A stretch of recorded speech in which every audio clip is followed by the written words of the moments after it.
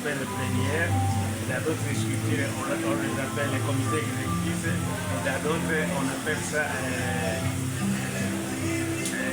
comité exécutif ou conseil d'administration. Sa signification actuelle est qu'il y avait un comité de coordination des cadres de considération publique.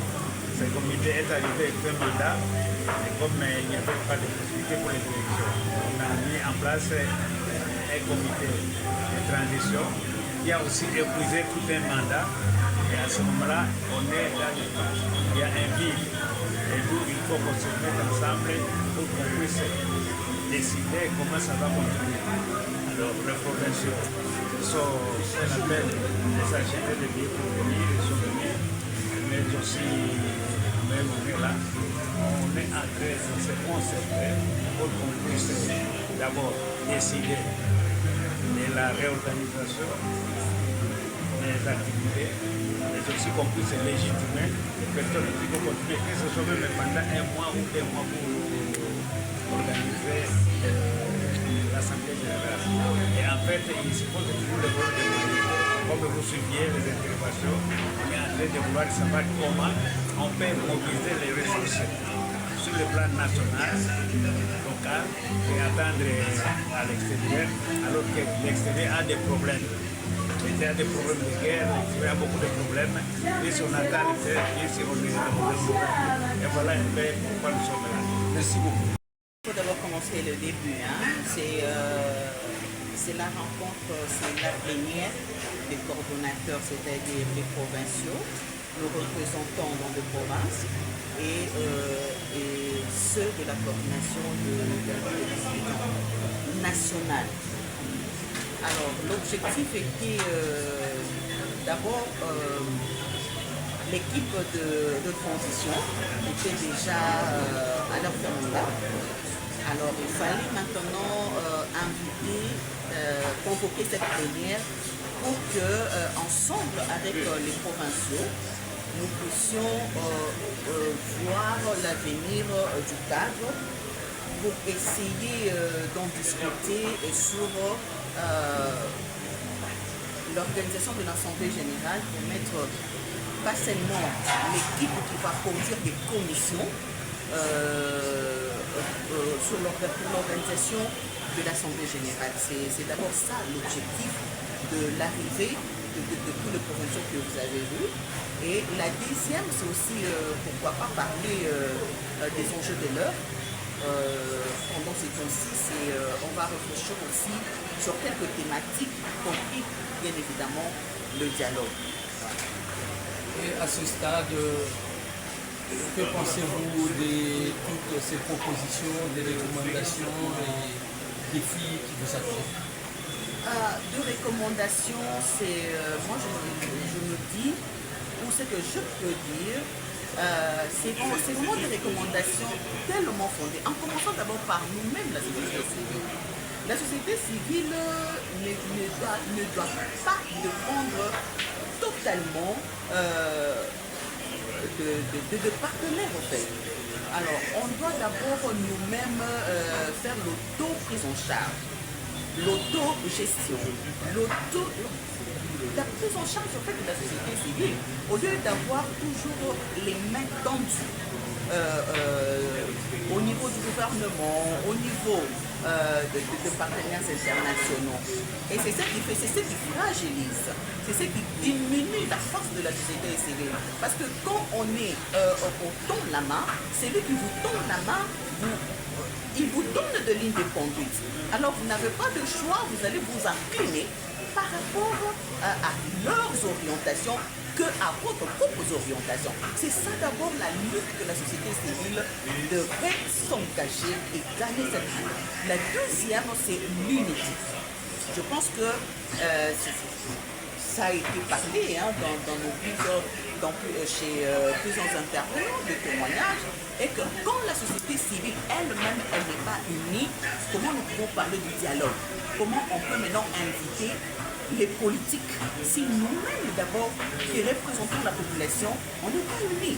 C'est à deux Donc il faut d'abord que nous, la société civile, nous puissions être unis, parler un seul langage. C'est dans ce moment-là que nous pouvons maintenant affronter les gouvernements, leur parler ouvertement avec de différentes propositions qui doivent amener, les propositions qui doivent amener à résoudre des problèmes dont la base, c'est qui touche directement la population.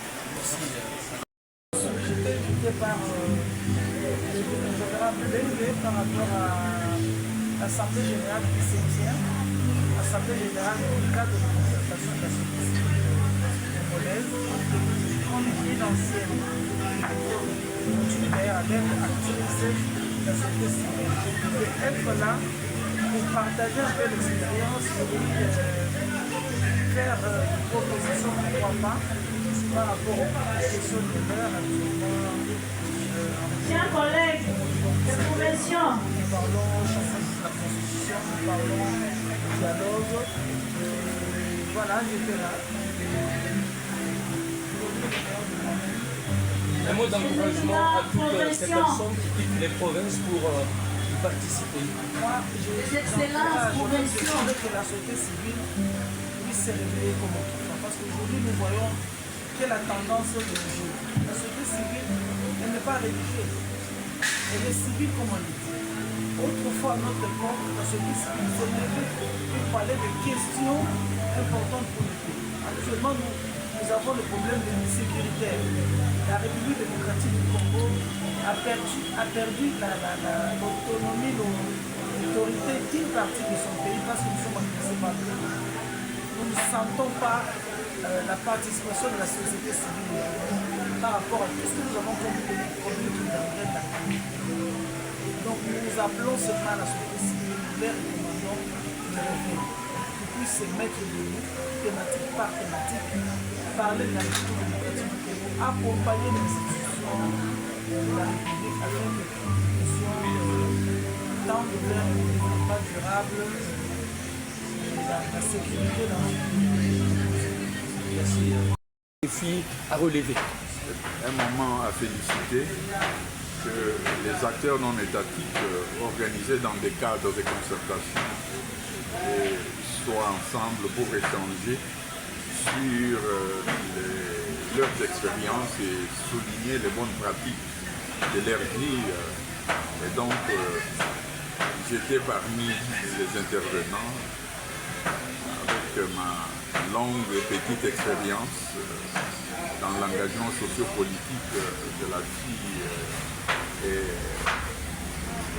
de l'homme tout court, du Congolais, la Congolaise. Et donc, c'est un fort au moment où notre pays connaît un contexte qui sera aussi historique, avec des menaces que vous connaissez à l'est du pays. Il faudrait que la société civile se mette debout pour accompagner ceux qui dirigent afin de sécuriser les territoires et la population congolaise. Voilà pourquoi nos expériences passées qui ont permis jusque-là à ce que la nation congolaise se surpasse des tentatives, des agitations qui ont permis à d'autres pays, par exemple, de nous menacer l'unité du pays, l'intégrité, la souveraineté du pays, pour que cela n'advienne pas. Voilà, moi j'ai parlé du temps fort depuis la conférence nationale souveraine, en passant par les dialogues intercongolais. Et notre première campagne pour dire non à la balkanisation à travers la campagne nationale pour la RDC à travers le monde entier. Nous sommes capables de nous mobiliser avec les jeunes qui ont encore de la force et nous qui avons un peu d'expérience pour aller auprès des nations et des puissances qui sont derrière certains schémas négatifs, des schémas négatifs pour l'avenir de notre pays. Voilà tout ce que je vais essayer de faire. Merci, Excellence. Une photo. Et puis tous les provinciaux qui sont là, puisqu'ils sont venus vraiment pour réfléchir autour de la question. Le contexte étant difficile pour le moment. Il a fallu que nous puissions donner nos modestes expériences, ceux qui sont passés par là et ils sont encore. Depuis le jeune âge, on fait des mouvements des jeunes. Et puis, lorsque j'ai commencé avec la composante femme au sein de la société civile, partout là où je suis passée, je ne vais pas vous parler de tous les parcours.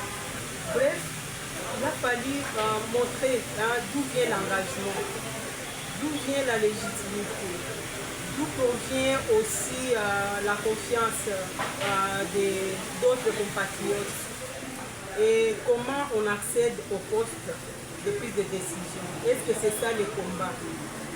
Notre combat n'est pas l'accès au poste dès le départ. Notre combat, c'est servir nos communautés. Et c'est en servant nos communautés que nous sommes découverts au fil du temps.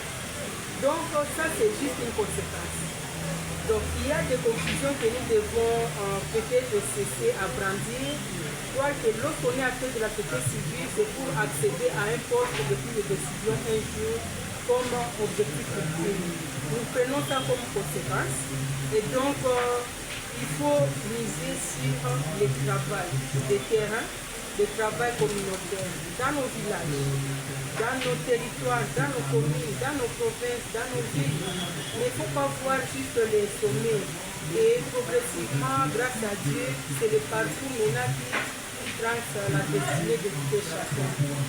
À part ça, nous devons aussi cesser avec certaines confusions liées au contexte, que aujourd'hui, lorsqu'on parle du changement de la Constitution, lorsqu'on parle du dialogue, loi sur le référendum, loi référendum, qu'importe, il y a tellement de personnes qui croient que c'est une question tabou et la société civile ne devrait pas en parler.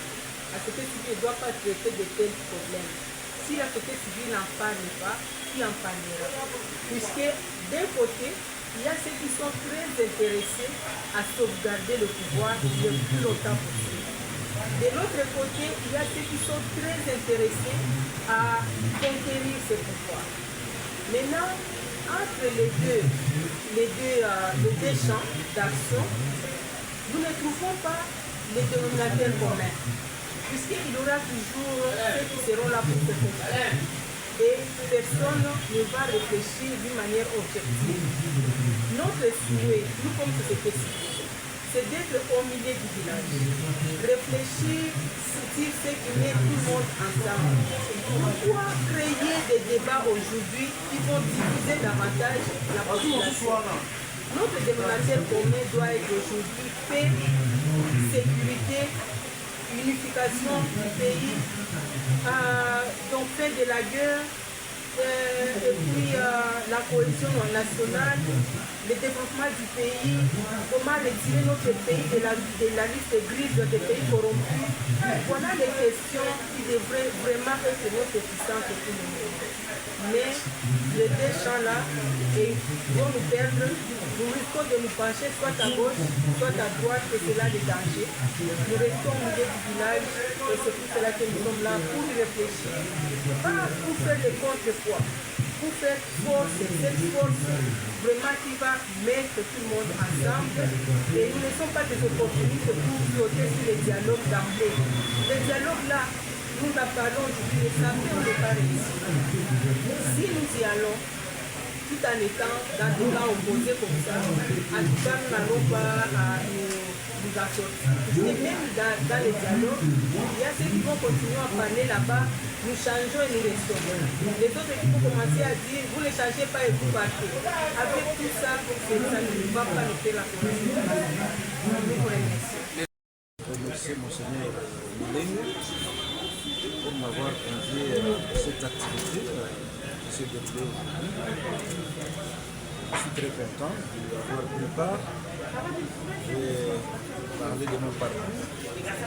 D'abord en tant que membre de la communauté de l'église du Patrimoine en Afrique centrale. Par la suite, je vais parler de mon parcours politique en tant que député provincial provincial d'abord, ensuite député national, directeur général d'une entreprise ici à Kinshasa et enfin ministre d'État au développement. J'ai ensuite terminé en chutant lorsque la question du tribalisme est revenue et que cette question on doit l'aborder parce qu'elle semble être instituée même par la Constitution de 2006. Parce que par le passé, chaque Congolais pouvait travailler comme gouverneur dans une province ou autre à l'accès. Cela a cimenté l'unité nationale. Mais aujourd'hui, le fait que la Constitution a institué que les gouverneurs doivent être élus par les assemblées provinciales, on a fait un constat de voir que chaque gouverneur qui est élu est ici de la tribu majoritaire de chaque province. Et cela plante un décor de tribalisme que nous devrions éviter à la longue pour que nous ayons cette unité nationale reléguée par le président maréchal Diouf. Voilà un peu ces 2 jours à parler pour ce matin dans cette réunion de la Vous saluez quand même l'initiative de Mme Rachel et son équipe. Oui, je la salue très très sincèrement. Et s'il y a eu des initiatives qui sont faites, et si on me dit que je serai très heureux de parler. Je ne sais pas que